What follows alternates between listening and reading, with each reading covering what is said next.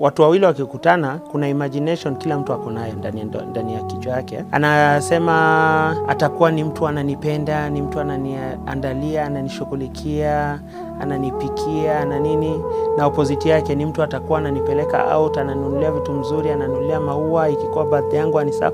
Yani kuna imagination huwa iko ndani ya kichwa kila mtu. Alafu katika hiyo process ni process ya kwanza. Alafu inakuja ni process ya pili, tena sio imagination, ni ukweli. Senye unaoa unakuja kwanza na imagination yako, mnaketi mnaanza kuishi. Baada ya muda mnakutana, huyu alikuwa kumbe ndio ni mzuri katika kitu fulani, lakini sio mzuri katika kitu fulani. Unajua katika imagination wewe unaweka 100% ya uzuri. Ni mzuri, ni smart, ni msafi, ni nini, ni mzuri katika kuzungumza, heshima, atapenda wazazi wangu, atapenda dada zangu, atakuwa akinunulia birthday ya wazazi, ni vitu mingi. Sasa kiukweli ikifika unakuta kwa mfano ni mtu wa kupeleka watu out, lakini sio mtu wa kufanya birthday. Ni mtu wa kununuliana zawadi, lakini sio mtu wa kuongea maneno sweet talk. So imagination yako inakuwa 100%. Sasa inakuja baka inaanza kushuka baka inafika nini 70%, 60%, mpaka saa zingine inakuja inaenda baka 30%. So hiyo ni process ya pili, imagination, ukweli.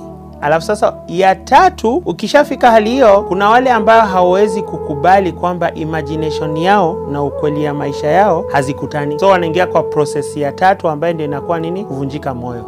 So wengi katika ndoa zao wanabaki katika hii process ya pili ya kuvunjika moyo, kwamba senye ameingia katika hiyo nini, ametoka imagination akakuja kwa ukweli, akakutana na reality, anaona kwamba haijakutana, anafanya nini, anasema hii sio kitu ndio nilikuwa nataka. So unaanza kukuta anakuwa na stress, ana mawazo, hana furaha katika ndoa, anakuwa cold na mwenzake, vitu kama hizo. So hiyo wengi huwa wanakwama hapo kwa sababu yeye hataki kukubali kwamba reality ya kila binadamu ni kwamba hakuna binadamu ako kamili. So kama hakuna binadamu ako kamili, mimi siko kamili, yeye pia lazima asikuwe kamili, kwa sababu kama wewe uko kamili ndio unaweza dai mwenzako lazima akwe nini, ako kamili. So Sheikh Sule, wengi tunakuta kwamba wakishakwama kwa hapo, ima ndoa inakuwa ni baridi, watu wanaishi wawili lakini hawapendani, story sio za kimke na mume nini, unakuta tu ni kwamba huyu ameleta, amepika chakula, huyu na amenunua, yani zile tu general responsibility ndani ya ndoa. Sasa ima wanafika hiyo, ama sasa wanaenda mahali baka wanaamua sisi tuacha.